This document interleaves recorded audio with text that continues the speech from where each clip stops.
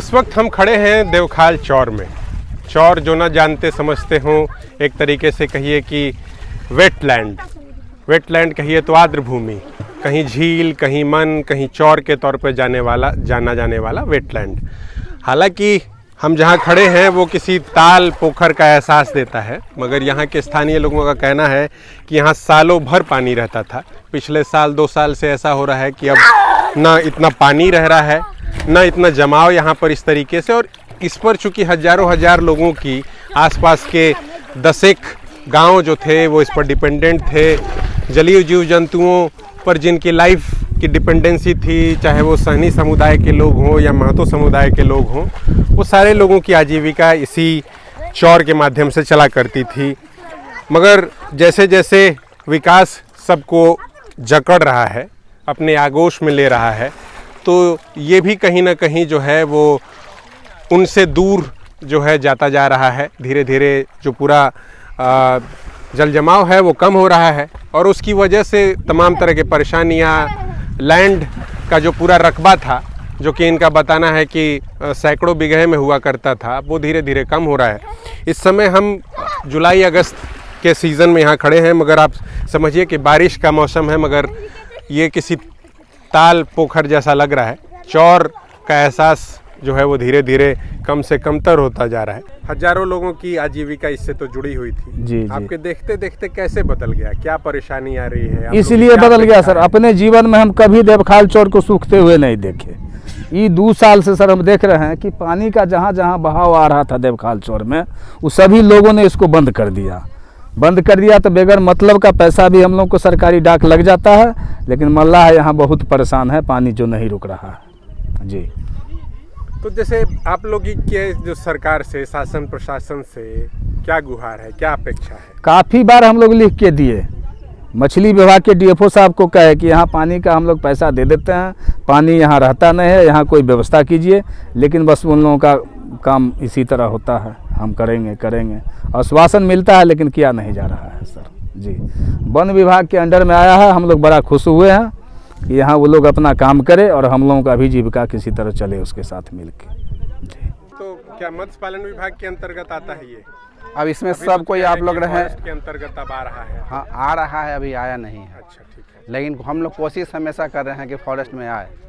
यहाँ जैसे सरकार के संविधान है उसके अनुसार आता है। हम लोग कोशिश कर रहे हैं कि अगर हो जाता है तो इसका विकास, और इसमें हम लोग कोशिश करेंगे पानी हमेशा सालों रहे, और पार्क के अनुसार एक पार्क बनवाएंगे और इसको और हम थोड़ा डीप करेंगे ताकि इसमें हमेशा पानी रहे और पक्षी का भी आना कर दीजिएगा। जी। तब तो लोकल जो मछुआरे हैं उनका तो आजीविका नहीं, हाँ, उसका इसमें आजीविका नहीं रहेगा।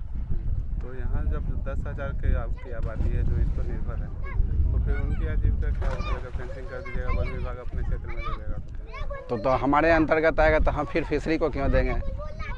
उसमें तो किसी तरह का किसी के उसमें स्थानीय लोगों का कोई अथी नहीं होगा। तो एक तरह का और कॉन्फ्लिक्ट शुरू हो जाएगा फिर। जी। यहाँ का स्थानीय लोग अपना एक, इसको क्या कहते हैं, उसको ऑक्शन माने कहते हैं, ऑक्शन करते हैं ज़मीन का। कुछ लोग फिशरी का है तो वो करते हैं और उसका खेती भी कर देते हैं। लोग खेती में भी तब्दील कर देते हैं, अपना खेती भी पैसा देकर इसका राजस्व लोग देते हैं, जो इसका राजस्व विभाग सीईओ अपना देख रेख करते हैं। नाम परिचय अपना सर? शिव जी, वनों के क्षेत्र पदाधिकारी, दलसिंह सराय। तो चौर में बहुत पानी का कहते हैं कि भाई अथाह रहता है, पता ही नहीं चलता है। मगर इस समय हम लोग देख रहे हैं बरसात का सीजन है, मगर ऐसा लग रहा है कि आपके पीछे कोई ताल पोखरी टाइप का हो, और बाकी अगल बगल तो कहीं कुछ दिखाई नहीं पड़ रहा है।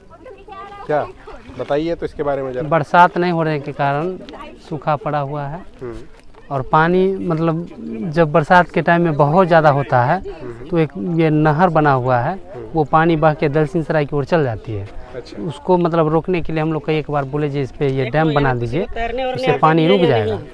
इस पर मतलब अमल नहीं किया गया सरकार के द्वारा, इसी की वजह से ये सूखा पड़ा हुआ है। तो जैसे आपका नाम परिचय एक बार फिर से दीजिए। जयराम सहनी, सरपंच हुए भगवानपुर कमला तो पंचायत। जैसे सहनी समुदाय के लोग तो है मछली पर या जी, जी। तमाम तरह के जलीय जीव जंतु जी, पर जी। उन लोग का आजीविका निर्भर करता है। जी, तो आपके देखते देखते क्या सब बदलाव आ रहा है? बहुत ज़्यादा बदलाव हुआ। उन लोगों के जीविका उपार्जन पर बहुत क्षति हुआ ये सूख जाने के कारण। और जब ये पानी रहता है तो उन लोगों को मतलब ये दिक्कत नहीं होता है अपनी जीविका उपार्जन के लिए। अभी बहुत बदलाव है, इसलिए जो ये पानी नहीं हो रहा है तो इन लोगों के मतलब जीवन उपार्जन पर बहुत कुप्रभाव पड़ रहा है। क्या नाम है आपका? गनौर साहनी। गनौर सहनी जी, कै ठो मछली का नाम याद है आपको बचपन बहुत से? बहुत दिन को बहुत मछली। हाँ, तो जरा एक बार पहले मछली सबका नाम बताइए।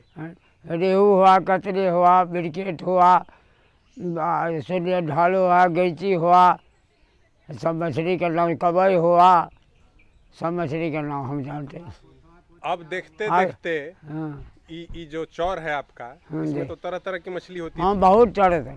होती थी। हाँ बहुत कितना तरह का होती है? आप कहाँ होता? आप भी मछली उछली का धंधा छोड़ करके बागवानी करने लग गए हैं? हाँ हम यहाँ रखते हैं, पटला से लाते हैं, माल जाल लाते हैं, यहाँ जाकर पोसियाँ लगाते हैं, वहाँ से खाते पीते।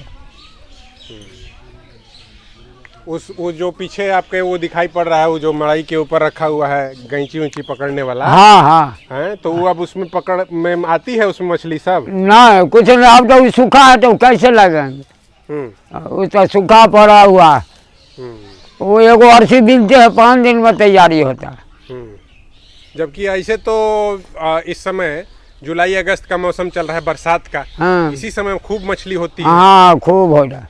मगर अब तो कुछ नहीं, बीन के तैयारी करते रहे, नया नया बांस लाते थे 300-300 में खरीद। जो क्या है ये, क्या दिखा रहे हैं हमको? ये अर्सी है। हम्म, हाँ अर्सी है, अर्सी है, घना अर्सी। हाँ हाँ, इसमें क्या होता है? इसमें मछली मरता है।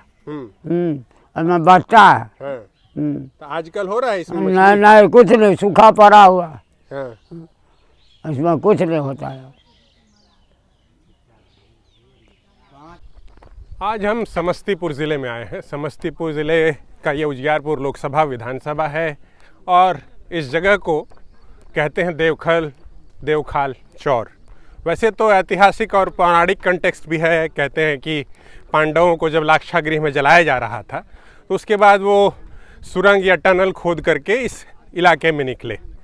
मगर जो लोग वेटलैंड समझते हैं, आर्द्र भूमि समझते हैं, हम उसी वेटलैंड को, आर्द्र भूमि को देखने समझने के लिए आए थे। और यहाँ के ग्रामीणों का कहना है कि पहले यहाँ पर सालों भर जो है पानी जमा रहता था और उसकी वजह से जो है उनकी आजीविका जो थी वो चलायमान रहती थी। मगर अब तो यहाँ धूल उड़ रही है। यहाँ हम जुलाई अगस्त के महीने में हैं, बारिश का मौसम है, मगर अब जितना पानी आमतौर पे रहता या ठहरता था वो जो है वो कम से कमतर होता जा रहा है और उसकी वजह से उनकी आजीविका जो है वो संकट में है।